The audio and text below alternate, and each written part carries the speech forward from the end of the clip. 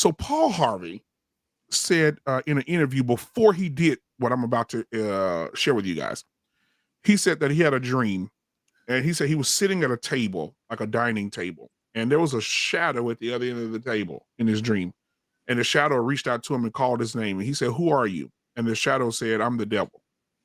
He said, he said, "Why are you in my dream, devil? I don't believe in you." He said, the devil said, "Yes, but I want to share something with you." And he said what the devil shared with him, he woke up and he put it to paper. He said the devil told him how he was going to destroy the world. This was in 1960, ladies and gentlemen. This is what it says.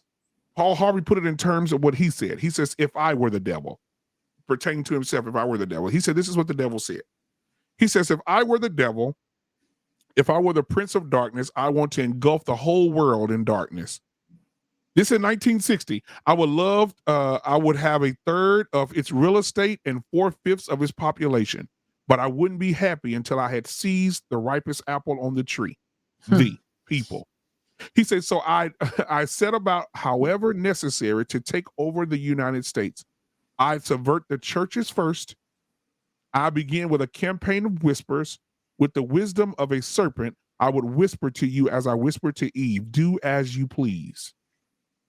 He said, to the young, I would whisper that the Bible is a myth.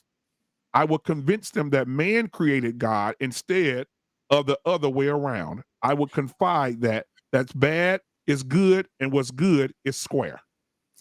Did I just not say that to you a minute ago? That's what made me look. That's what made me Did not just say that to you? That was one of the. Listen, how many times have we said what is good is bad and what is bad is good? How many exactly. He said, and the old, I would teach to pray after me, our Father, which art in Washington. Watch this.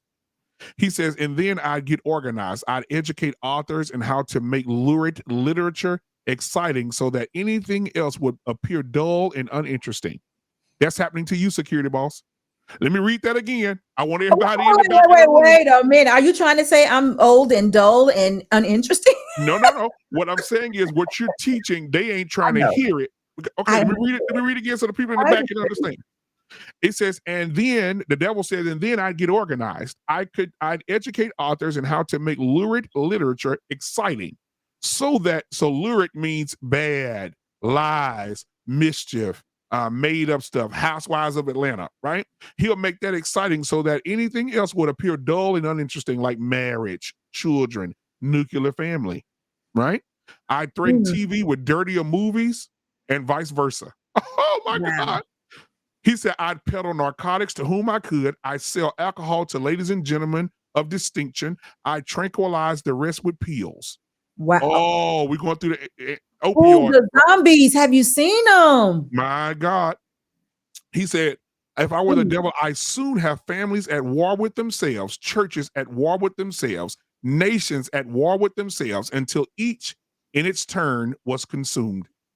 And with promises of higher ratings, I'd have mesmerizing media fanning the flames.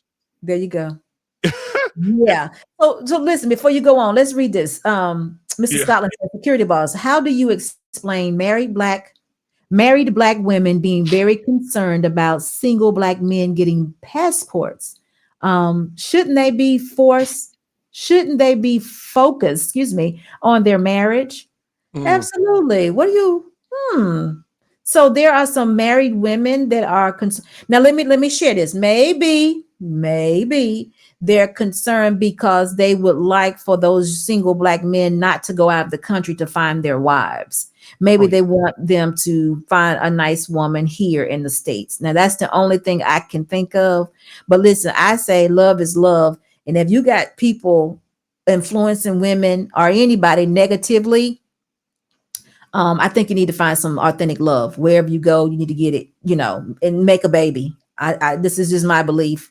Make a baby. I would prefer you to stay here in the United States, but if you have to go get you a woman, go get you a woman. Exactly. Bring her back. I mean, but listen though, black man, the other part that bothers me so much is that there is someone out there that is fanning the hate for men too, for women also.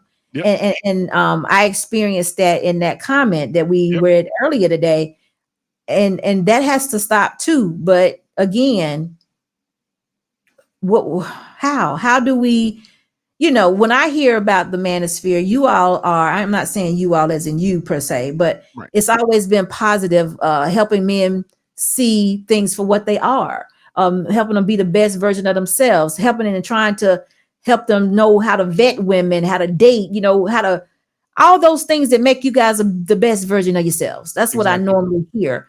But Exactly. when I hear comments coming from individuals like I heard today, I'm not sure how to place that. I'm not sure where to put that.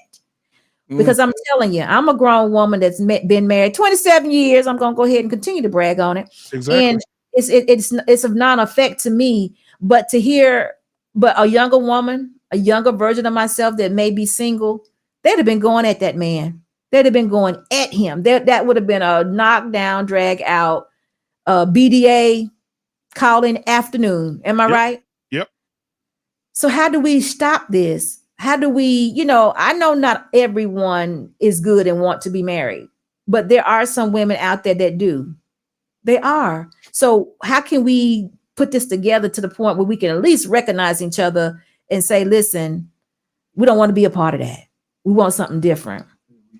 And Larissa Barnes, that's what I was reading. We're in the last days. It went away so quick. Oh, Larissa, where are you? We're in the last days, and the Bible is unfolding as we speak.